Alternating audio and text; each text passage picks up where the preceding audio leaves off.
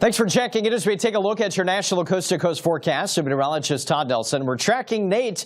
Of course, this is expected to become a hurricane over the next couple of days here and may be making a landfall as early as Sunday here in the northern Gulf Coast region out near the Louisiana coast. So we're going to be tracking this very closely, as I mentioned, and then cooler in the western U.S. We'll start off with Nate, though. Now the center of circulation moving back over water. It actually spent some time over land in Central America. So as it moves over the warm waters, it should be intensifying just a little bit. Could make another landfall out near the Yucatan Peninsula, where we have some tropical storm warnings there. However, you can see some hurricane watches in place out near New Orleans for the southeastern Louisiana coast and also the Mississippi coastline. So this is expected again to grow or intensify into a Category 1 hurricane just before landfall there on Sunday. The models are starting to converge on a solution closer to New Orleans, at least the southeastern Louisiana coastline, and also out near Mississippi. Again, the good news is that we're not expecting a very intense hurricane, at least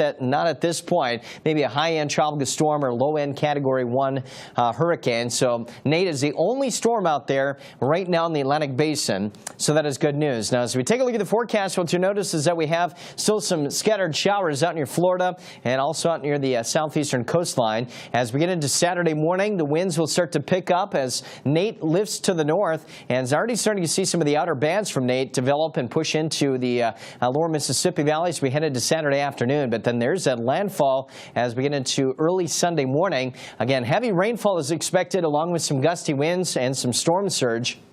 And then that moisture will begin to shift off to the north into the early part of next week. Still some snowfall expected in the northwest as our next system moves on in over the course of the weekend. And how about that? We actually have an enhanced threat of severe weather today in the southern plains.